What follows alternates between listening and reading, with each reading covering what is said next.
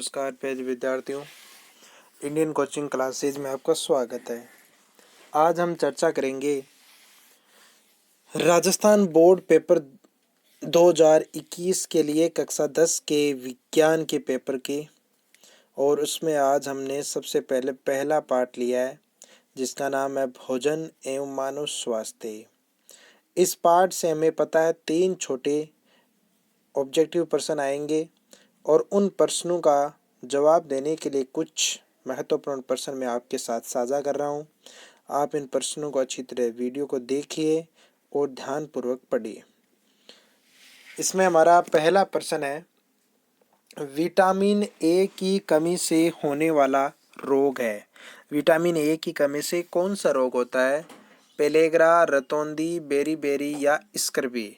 तो हमें पता है कि विटामिन ए की कमी से जो रोग होता है वो रोग होता है रतौंधी। तो बी ऑप्शन इसका राइट आंसर हो जाएगा। प्रश्न नंबर 2 है, रिकेट्स रोग किस विटामिन की कमी से होता है? जो रिकेट्स रोग होता है वो विटामिन डी की कमी से होता है और विटामिन डी का जो नाम होता है वो होता है कैल्सीफेरॉल। तो इसका आंसर हो जाएगा से। प्रश्न 3 है, जीभ और त्वचा पर पपड़ियां पड़ना किस रोग के लक्षण है? Scurvy, rickets, pellagra, rickets. तो यह हो जाएगा पेलेग्रा। ठीक है, जो जीभ और त्वचा पर पपड़ियां बनती है ना, वो पेलेग्रा रोग के लक्षण होते हैं। प्रश्न संख्या 4 है, संतुलित भोजन किसे कहते हैं या संतुलित भोजन क्या है? सभी आवश्यक पोषक उपलब्ध हो, ताजा बनाया गया भोजन हो, पोषक तत्वों की कमी हो या उपरोक्त सभी। तो इसका आंसर हो जाएगा ए, सभी आवश्यक पोषक तत्व उपलब्ध हो। प्रश्न संख्या 5 है, रतौंधी रोग के लक्षण क्या है? हृदय धड़कन कम होना, रात में दिखाई नहीं देना, मसूड़ों से खून आना या उपरोक्त सभी। तो इसका आंसर हो जाएगा रात में दिखाई नहीं देना। ठीक है, ब ऑप्शन हो जाएगा। प्रश्न संख्या 6 है, आयोडीन का प्रमुख स्रोत क्या है? जो आयोडीन है, नमक है, उसका प्रमुख स्रोत क्या है? तो उसका प्रमुख स्रोत नमक हो जाएगा, ए ऑप्शन। रुधिर में हीमोग्लोबिन निर्माण में सहायक तत्व कौन सा है? पोटेशियम, फास्फोरस, लोहा तत्व या आयोडीन। तो इसका आंसर हो जाएगा लोहा तत्व। रुधिर के अंदर जो हीमोग्लोबिन निर्माण होता है उसमें सहायक होता है लोहा तत्व।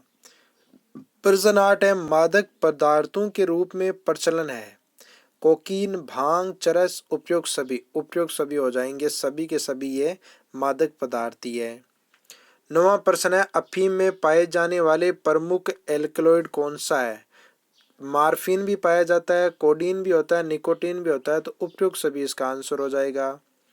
10वां प्रश्न है, तंबाकू किस कुल का पादप है? तंबाकू Malvaceae, Solanaceae, Liliaceae, Fabaceae. Solanaceae किस कुल का सदस्य है? सोलेनेसी। प्रश्न 11 है, शरीर के कौन से अंग द्वारा मदिरा सेवन का पता लगाया जा सकता है?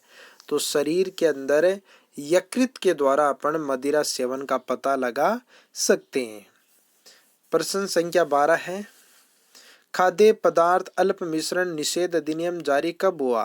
खाद्य पदार्थ मिश्रण अल्प निषेध अधिनियम है, वो खाद्य पदार्थों में मिलावट को रोकथाम के लिए बनाया गया था और उसे 1954 में भारत सरकार ने लागू किया। प्रश्न 13 है, किसी व्यक्ति का रक्तचाप सिस्टोलिक डायस्टोलिक के रूप में अभिव्यक्त किया जाता है? देखो बेटा, इसमें आप कंफ्यूजन हो जाते हो। उस कंफ्यूजन को दूर करने के लिए ध्यान रखना, इसमें 80/120 भी आता है और 120/80 भी आता है। आप गलती से भी कभी 80/120 मत कर देना। सिस्टोलिक रक्तचाप हमेशा ऊपर से नीचे की ओर होता है, तो इसका बी आंसर सही होगा, 120/80।